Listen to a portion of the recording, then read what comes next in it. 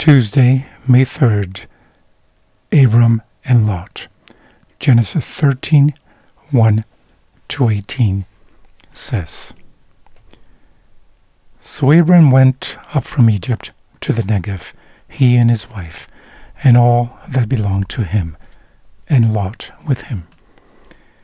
Now Abram was very rich in livestock, in silver, and in gold. He went on his journeys from the Negev as far as Bethel, to the place where his tent had been at the beginning, between Bethel and Ai, to the place of the altar which he had made there formerly, and there Abram called on the name of the Lord. Now Lot, who went with Abram, also had flocks and herds and tents. And the land could not sustain them while dwelling together, for their possessions were so great that they were not able to remain together. And there was strife between the herdsmen of Abram's livestock and the herdsmen of Lot's livestock. Now the Canaanite and the Perizzite were dwelling in the land. So Abram said to Lot, Please, let there be no strife between you and me, nor between my herdsmen and your herdsmen, for we are brothers. Is not the whole land before you? Please, separate from me. If to the left, then I will go to the right, or if to the right, then I will go to the left. Lot lifted up his eyes and saw all the valley of the Jordan, that it was well watered everywhere. This was before the Lord destroyed Sodom and Gomorrah, like the garden of the Lord, like the land of Egypt, as you go to Zoar. So Lot chose for himself all the valley of the Jordan, and Lot journeyed eastward.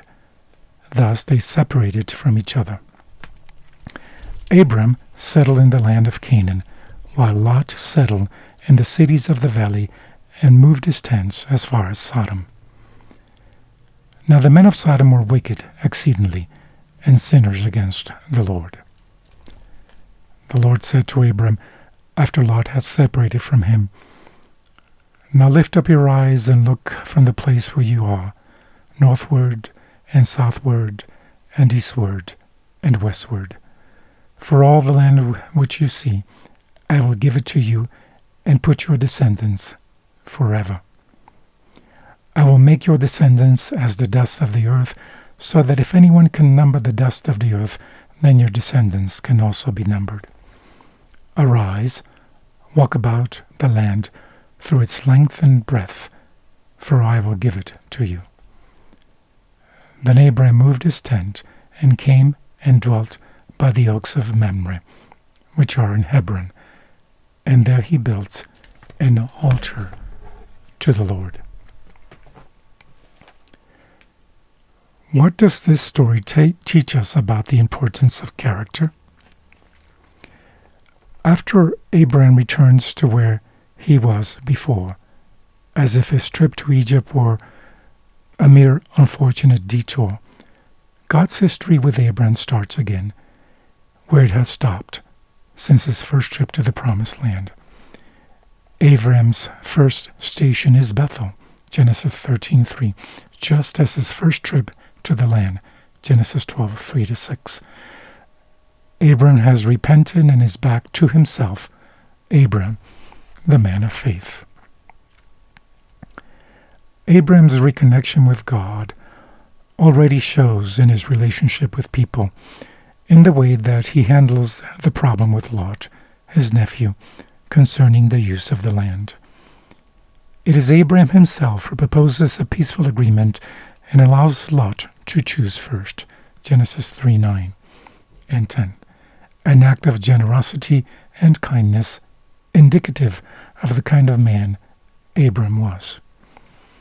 The fact that Lot chose the easiest and best part for himself, the well-watered plain, Genesis 13:10 and 11, without any concern about the wickedness of his future neighbors, Genesis 13:13, reveals something about his greediness and character. The phrase, for himself, reminds us of the antediluvians, who also chose for themselves, Genesis 6:2. In contrast, Abram's move was an act of faith, Abram did not choose the land. It was given to him by God's grace.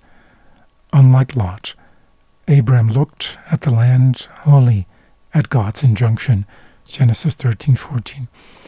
It is only when Abram separates from Lot that God speaks to him, Genesis 13:14. In fact, this is the first recorded time in the Bible that God speaks to Abram since his call at Ur. Lift up your eyes now and look from the place where you are, northward, southward, eastward, and westward.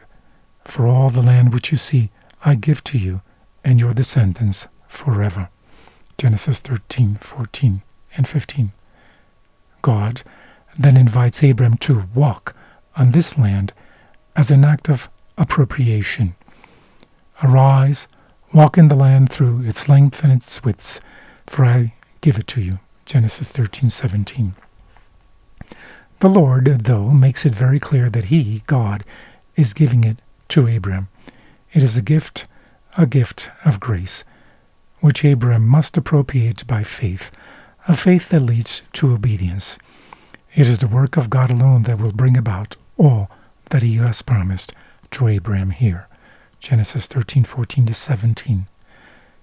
How can we learn to be kind and generous to others, even when they aren't that way to us?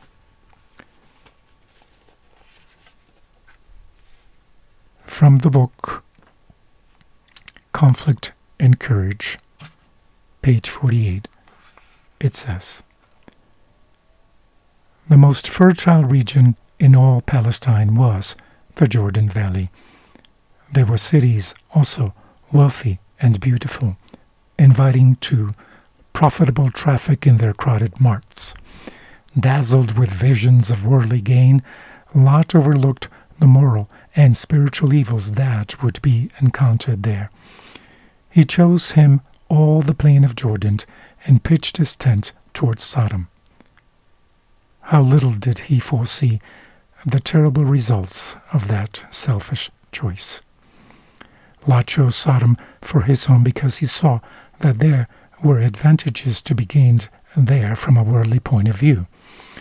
But after he had established himself and grown rich in earthly treasure, he was convinced that he had made a mistake in not taking into consideration the moral standing of the community in which he was to make his home. From the book My Life Today, page 192, it says, the Holy Scriptures give us marked examples of the exercise of true courtesy. Abraham was a man of God. When he pitched his tent, he at once erected his altar for sacrifice and invited God to abide with him. Abraham was a courteous man. His life is not marred with selfishness, so hateful in any character and so offensive in the sight of God. Witness his conduct when about to separate from Lot. Though Lot was his nephew and much younger than himself, and the first choice of the land belonged to Abraham, courtesy led him to forego his right and permit Lot to select for himself that part of the country which seemed to him most desirable. Abraham knew what genuine politeness was and what was due from man to his fellow men. We should be self-forgetful, ever watching for opportunities to cheer others and lighten and relieve their sorrows and burdens by acts of tender kindness and little deeds of love. These thoughtful courtesies that, commencing in our families, extend outside the family circle, help make up the sum of life's happiness. From the same book, My Life Today, page 196, it says, "If we have Christ abiding with us, we shall be Christians at home as well as abroad. He who is a Christian will have kind words for his relatives and associates. He will be kind, courteous, loving, sympathetic, and will be educating himself for an abode with the family above. If he is a member of the royal family, he will represent the kingdom to which he is going. He will speak with gentleness to his children, for he will realize that they too are heirs of God, members of the heavenly court. Among the children of God, no spirit of harshness dwells."